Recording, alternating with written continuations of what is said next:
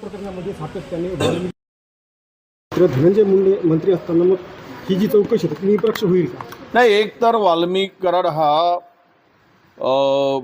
मुंडेंच्या कंपन्यामध्ये पार्टनर आहे, तो शेअर होल्डर आहे, अधिकृत डायरेक्टर आहे आणि त्याचा सूत्रधारच मुळात हा वाल्मिक कराड आहे आणि यांचे धागेदोरे सर्व चौकशी केली की मंत्र्यापर्यंत जातील. त्यासाठी मंत्री म्हणून त्यांना त्या पदावर राहून हे निष्पक्ष होणार नाही चौकशी, आणि यासाठी त्याला मंत्रिमंडळाच्या बाहेर काढलं पाहिजे आणि मग ही सर्व प्रकारची चौकशी केली पाहिजे. यामध्ये न्यायाधीशाच्या माध्यमातून चौकशी होणं अपेक्षित आहे. बाकी काय ते CID चौकशीला खूप वेळ जातो, त्यातून फार काही आता अनेक CID चौकशी आतापर्यंत एवढ्याच CID चौकशी पेंडिंग आहे, त्याची फलश्रुती काही नाही आहे. त्यामुळे आमचं स्पष्ट सरकारकडे मागणी आहे, शासनाकडे, की देवेंद्रजींनी या संदर्भात आमच्या धनंजयला बाजूला करावं आणि निष्पक्ष चौकशी करावी. दूध का दूध पाणी का पाणी, तुम्हाला लगेच दिसतील रिझल्ट. कारण जो सहकारी आहे त्यांच्या कंपन्यामध्ये, त्यांच्या धनंजयंच्या मिसेसच्या कंपन्यामध्ये भागीदारी आहे, अशा व्यक्तीची चौकशी सत्तेवर असणारी व्यक्ती कशी करू शकते? त्यामुळं निष्पक्ष चौकशी होणे कठीण आहे. बाजूलाच सारा आणि चौकशी होऊ द्या. छगन भुजबळ नाराज आहेत, त्यात ते CM फडणवीस यांना भेटणार आहे. नाही, आता ते कुठे जातील, पण मला असं वाटतं की OBC म्हणून त्यांच्यावर अन्याय झाला हे तेवढंच खरं आहे. कारण त्यांची मतं भरपूर घेतली, महायुतीने घेतली, केवळ भाजपने घेतली असा माझा आरोप नाही. तिघांनी त्यांना वापरलं आणि सत्ता आली की बाजूला केलं हे दिसते. त्यामुळे त्यांना नवा पर्याय ते शोधत असतील. त्यांना आमच्या शुभेच्छा आहेत. परंतु तो निर्णय काय घेतात त्यावरही या देशातील किंवा आपल्या राज्यातील OBC समाज ठरवेल. पण एक नक्की सांगितलं पाहिजे की भुजबळांनी जी भूमिका घ्यायची ती भूमिका पद आणि सत्तेसाठी न घेता आता OBC चळवळीसाठी घ्यावी.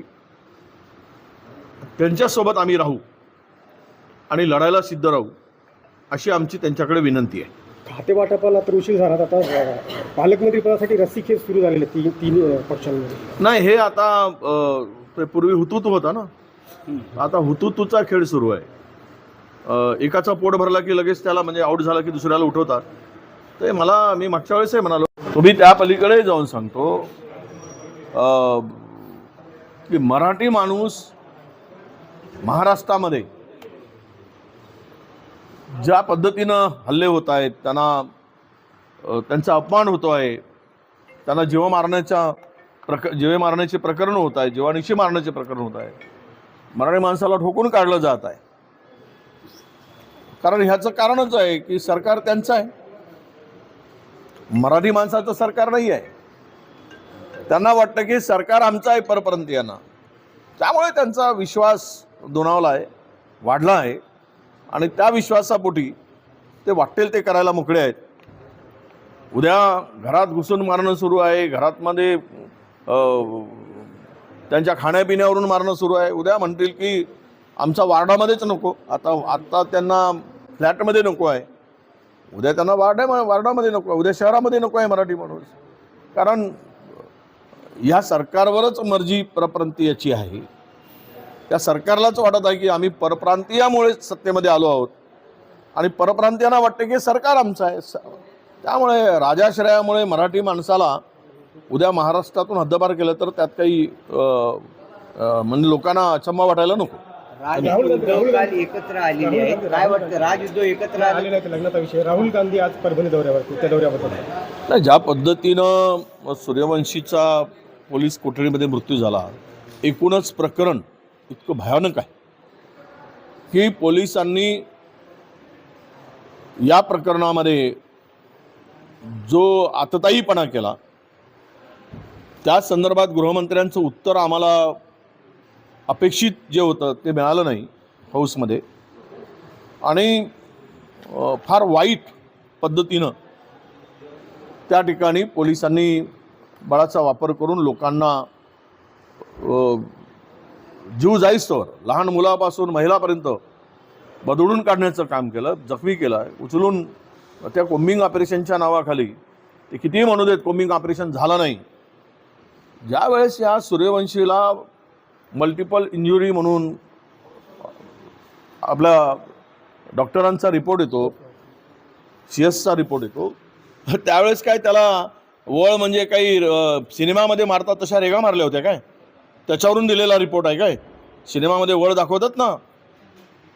काय चाललं आहे या राज्यामध्ये? कुठल्या पद्धतीचं स्टेटमेंट केलं जात आहे? काही म्हणजे तिथं काही झालंच नाही, मग तो पोलीस कोठडीमध्ये मारायला. हे सगळं जे आहे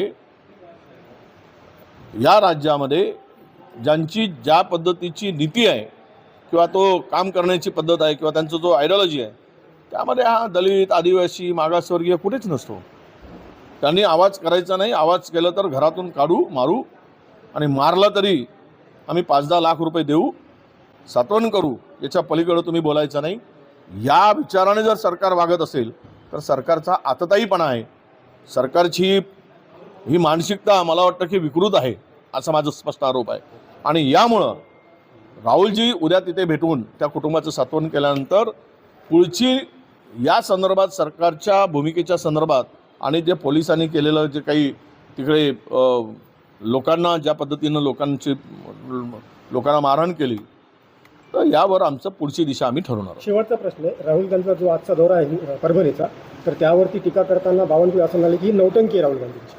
आता असं आहे, सत्तेची गरमी, सत्तेची उर्मी, तोंडातून वाटेल ते बडबड करायला लागतं. माणूस जिंकला की उर्मट होतो, हा त्याचा परिणाम आहे. एखादा दलित कुटुंबातील व्यक्तींचा पोलीस कोठडीत मृत्यू होतो, ते कशामुळे आंदोलन होतं की ज्यामध्ये संविधानाचा शिल्प तोडला जातो, तिथून झालेलं ते आंदोलन.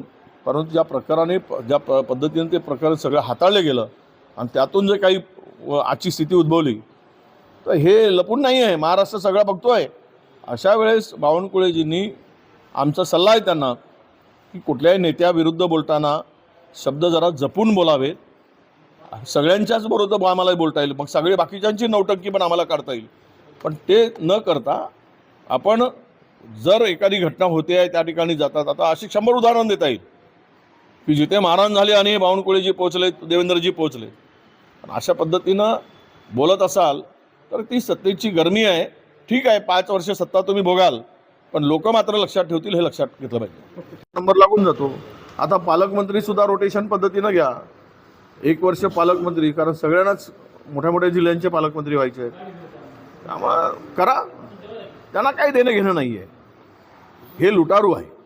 हे सगळे जे मेळ जमला आहे, घोळ करून जमवलेला जो काही मेळ आहे, हा महाराष्ट्र लुटायसाठी आणि महाराष्ट्र बर्बाद करायसाठीचा आहे. त्याचे लक्षण आता दिसायला लागले आहेत. जे असं म्हणतात की बाळाचे पाय पाळण्यात दिसतात, ते सरकार स्थापनेपासून यांची नीती आणि मत्ता दोन्ही दिसायला लागली आहे. लोकशाही मराठी ऐका, पहा, जागरूक रहा.